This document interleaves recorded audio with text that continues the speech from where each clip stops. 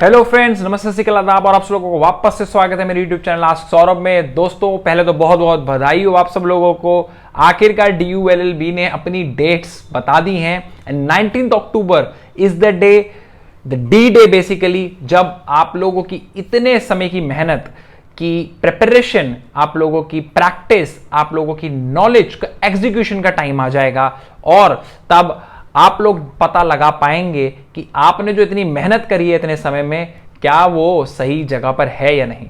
दोस्तों, सबसे पहले तो मैं आप सब लोगों को बहुत बहुत कॉन्ग्रेचुलेट करता हूं, क्योंकि ये बहुत ही टफ टाइम था। डेट का कुछ पता नहीं चल रहा था, कोई भी कन्वर्सेशन नहीं आ रही थी कि क्या होने वाला है, बट स्टिल आप लोगों ने इसको होल्ड ऑन करके रखा। DULLB 19 अक्टूबर को होने वाला है और मेरे पास बहुत सारे मेल्स और बहुत सारे मैसेजेस आए हैं कि सर अब हमने 19 अक्टूबर तक करना क्या है, बेसिकली सर हमें गाइड करिए। मैं आप लोगों को छोटी सी बात बताता हूं और 3 कैटेगरी में मैं इस चीज को डिफाइन कर देता हूं। इस समय जो इस चैनल को बच्चे जो चैनल की वीडियो बच्चे देख रहे हैं, उसमें 3 कैटेगरी के बच्चे शामिल हैं। सबसे पहली कैटेगरी तो वो है जो इस चैनल से या फिर प्रिपरेशन के मोड से पिछले 6 मंथ्स एंड अबव से जुड़ी हुई है। एंड मेरे को कहते हुए कोई भी शर्म नहीं कि कुछ लोग तो ऐसे भी हैं जो पिछले 1 साल से इस एग्जाम के लिए प्रिपेयर कर रहे हैं। इन सब बच्चों से जो 6 महीने प्लस से एग्जाम के लिए प्रिपेयर कर रहे हैं, जो 4 महीने प्लस से एग्जाम के लिए प्रिपेयर कर रहे हैं, यानी जिनका प्रिपरेशन का करंट स्टेटस ये है कि वो ऑलमोस्ट सब टॉपिक कवर कर चुके हैं, रिविजन्स भी कर चुके हैं और मॉक टेस्ट की झड़ी लगा चुके हैं, 10+ mock test last previous year questions को कर चुके हैं। ऐसे बच्चों से मेरी रिक्वेस्ट है, अगले 20 दिन में आपने पैनिक नहीं लेना है। 6 hours study a day, that will be enough. And what you going to do in those 6 hours? You just gonna revise करिए। मॉक टेस्ट जो आप ऑलरेडी कर चुके हैं उन्हें दोबारा करिए। इस चैनल पे 2 मॉक टेस्ट में और अब निकालने वाला हूं, कल एक मॉक टेस्ट और आ जाएगा और next Sunday I will try that I will give you one other mock test. उन 2 मॉक टेस्ट को आप बिल्कुल एग्जामिनेशन मोड की तरह करिएगा।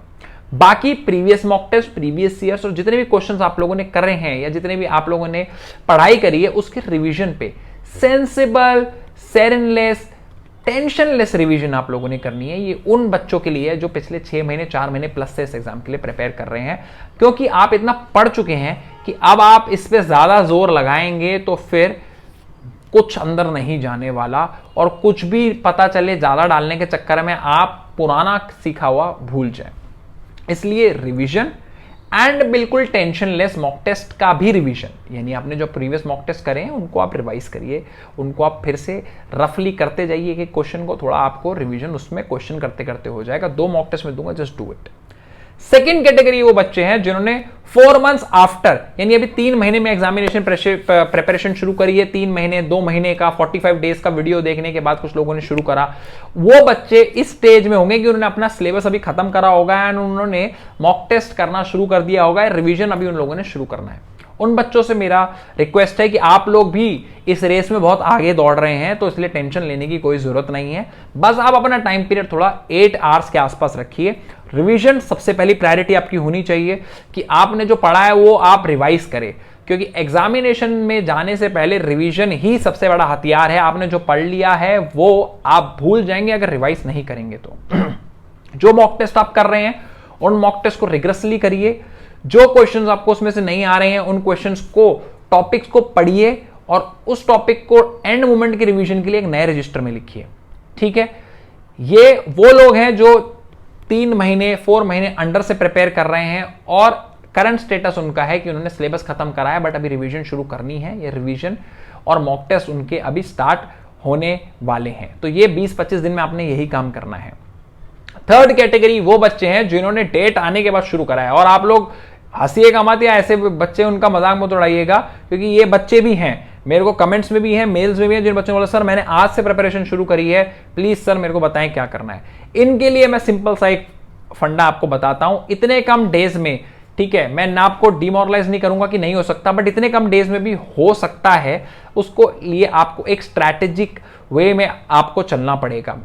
बहुत सारे बच्चे दिल्ली यूनिवर्सिटी लॉ के अंदर इसी स्ट्रैटेजी को यूज करके एंट्रेंस ले आते हैं, क्योंकि सबसे इंपॉर्टेंट चीज जो होती है वो होती है उस दिन के अंदर आपका स्टेट ऑफ माइंड क्या है।